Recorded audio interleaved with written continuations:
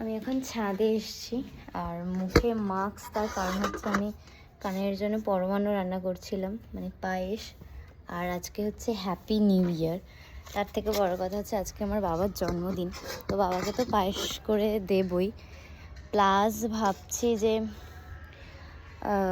সেই যখন পায়েস করে দেব তাহলে আগে ভগবানকে রান্না করে দিই, তারপর সেই পায়েসটা বাবাকে দেব, প্রসাদটা, তো সেটা আরও ভালো হবে। আর যেহেতু আগে কানেকে একটু সাজাবো ভেবে নিয়েছি, তো সেই জন্য আমি আমার ছাদ থেকে কিছু ফুল তুলবো। তো চলো তোলা যাক। এত সুন্দর ফুটে আছে, মনে হচ্ছে একটা ফুলের ঝাঁকা। দেখো, মানে আর কি বলবো, এত ভালো লাগছে দেখতে। তো আমি এই ফুলটা তুলছি এখান থেকে, এই যে এটা কানের মাথায় দেবো আমি।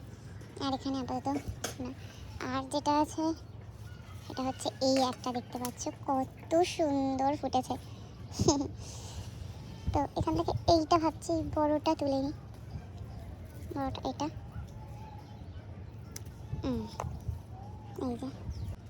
এই যে হলুদটা কত সুন্দর ফুটেছে, দেখো কত পুরো রাশি রাশি ফুটেছে আর কি। তো যাই হোক, হলুদটা তুলবো এখান থেকে, ভাবছি দুটো একবারে তুলে নিই। এক একটা তোড়া তোড়ায় ফুটেছে, দেখতে অসাধারণ লাগছে দেখো। মানে এই গাছগুলো আমার আগের বছরের গাছ, মানে অনেক যুদ্ধ করে রেখেছিলাম গাছগুলো আমি।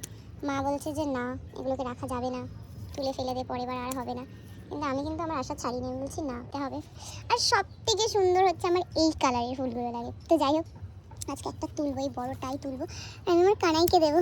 ওরে বাবা রে, আই এম সো এক্সাইটেড, এটাই আমার কানাইকে দেবো।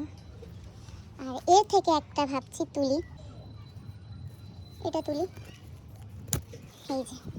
আমি জানি না মানুষ কী পেলে খুশি হয়, বাট আমি এইগুলো দেখে আজকে অনেক খুশি হচ্ছে। আর এই সব ফুল দিয়ে আমি আমার কানেকে সাজাবো। তো চলো। ছাদ থেকে নিচে এসে দেখি যে দুজনে পুরো রেডি হয়ে সুন্দর করে বসে আছে। দেখো কালার কম্বিনেশনটা কত সুন্দর লাগছে, গলার মালাটাও অনেক ভালো লাগছে। তো আমি একটু হালকা চন্দন ঘষে ওটা ফুলের মধ্যে একটু হালকা স্পর্শ করে মুকুটের দুই পাশে দিয়ে দিলাম। প্রথমে ভেবেছিলাম একটা ফুল হাতে দেবো, কিন্তু পরে ভাবলাম যে না, দুটোই মুকুটের দুপাশে দিলে বেশি সুন্দর লাগছে, যেহেতু মুখটা একদম মিষ্টি আর চাঁদের মতো ছোট্ট, তো ফুল দুটো দুপাশে খুব সুন্দর লাগছে। আর এই ফুলের কালারটা দেখো রাধারানীর জামার সাথে কি সুন্দর ম্যাচ করেছে, আর দুজন কিন্তু অপরূপ সুন্দর লাগছে। তো হ্যাপি নিউ ইয়ারটা এরম করেই কাটলো। তোমাদের কেমন করে কাটলো আমাকে অবশ্যই জানিও। আর আমি রাধা মাধবের জন্য পরমান্ন রেঁধেছিলাম, মানে পায়েস রান্না করেছিলাম, সেটা তোমার সাথে শেয়ার করব। তো দেখা হবে পরের একটা ছোট্ট ব্লগে। রাধে রাধে।